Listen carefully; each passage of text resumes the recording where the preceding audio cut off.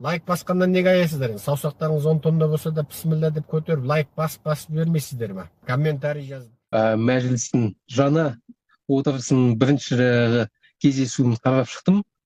Шынымды айтсам, ішінде нақты бір халық үшін соңғы жылдары мәселелерді көтеріп, халық үшін жұмыс істеген азаматтарды мен шын айтсам онша байқамадым. Енді ең бастысы мына бүгінгі сіздің айтып отқаныңыз Тянь-Шань басқармасының жаңағы бізге осы сенбі өтетін алдында келісім беріп қойғаннан кейін қайтадан жаңағы жоқ деп отқан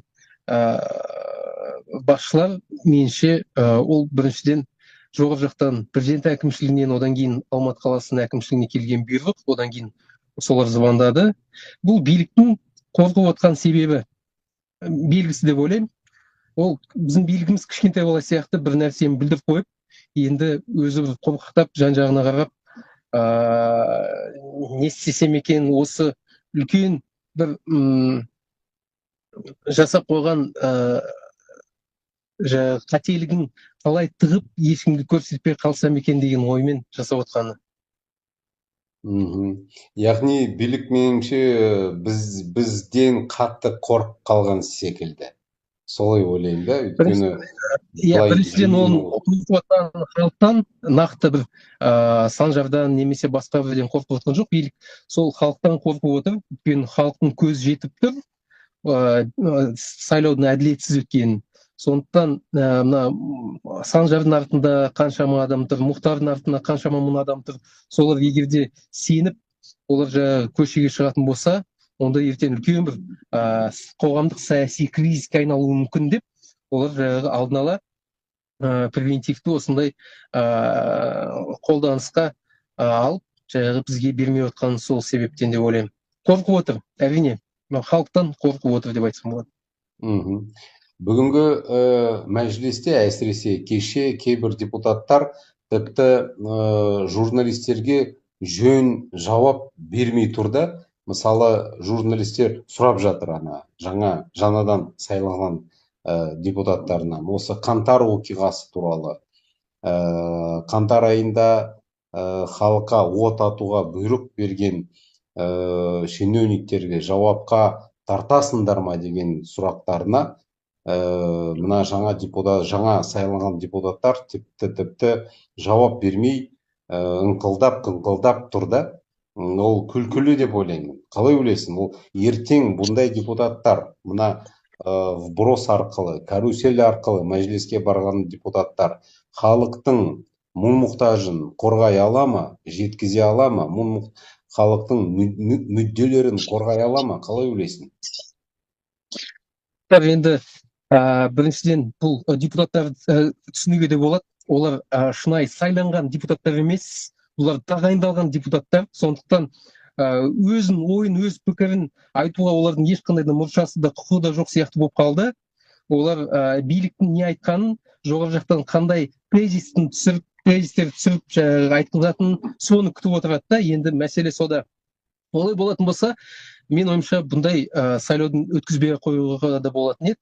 Сол бұрынғы мәжіліс қалдыра салар еді онда, өйткені ешқандай да өзгеріс болған жоқ қой. Олар бір кішкентай 15-20 адам ауысқанымен жалпы былай мағынасы өзгермеді. Ал біз болсақ 25 миллиард республикалық бюджеттен ақшаны шашып жібердік. Ал нәтижесінде халық деген өзінің қалап отқан кандидаттарын депутат қыла алмады. Билік болса жаңа мықты жұмыс істейтін іскер тәуелсіз мәжілісті қоя алмады. Енді билік кризис легитимности дейміз ғой. Сенімсіздік керісінше билік өз-өзіне сенімсіздік туғызып алды. Оданша өткізбей қойғанда болатын еді. Өйткені халық түсіне бастады.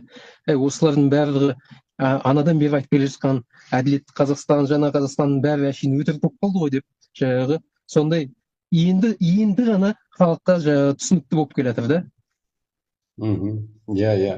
Ал енді мына халықтың және биліктің арасындағы мына сенбеушілік, пайда болса, енді пайда болды ғой.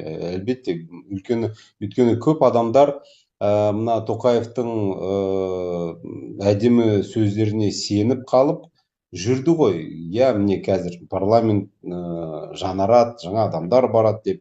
Енді мына өтірік сайлаудан кейін көп халықтың көңілі қалды, енді жоқ емес.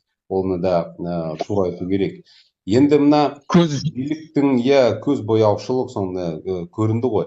Енді мына билік пен халықтың арасындағы сенбеушілік, тіпті қалай деуге болады, ызасы, халықтың реніші, ол жай өтпейді әлбетте, ол қалады. Сосын біраздан кейін мына реніш, мына ызасы халық білдіреді деп ойлаймын. Ондай жағдай болашақта қақтығысқа апару мүмкін бе? Қалай ойлайсың? Әбден мүмкін. Біріншіден, осы өткен сайлаудың нәтижесінде мына халық деген шынымен ренжуі бар. Оған жаңағы ренжитіндей шынымен халықтың жаңағы основаниясы бар да, негізі бар. Негізі бар, иә. Негізі бар халықтың ренжитіндей ақ. Енді бұл проблемалар деген наслоение дейміз ғой, бір-біріне қосыла береді, одан кейін әйтеуір бір жерінен шығады. Мына мен байқаған, мен басында ойладым, ең бірінші мынандай бюллетендерді салу, басқа да сайлау учаскелерінде заң бұзушылық орын алған кезде мен ойладым, енді қазір жоғары жақтан звондап осыны тоқтатады ау, осыны қолға алады деп ойладым да, қарасам одан ары деген ана жақта кәдімгідей заңға қарап жатқан ешкім жоқ, білгенін істеп жатыр, бюллетендер дауыстарды ұрлап жатыр. Соны мен түсінгенім, бұны билік әдейі істеп отыр. Мына билікке саяси мәдениеті жоғары қоғам қажет емес.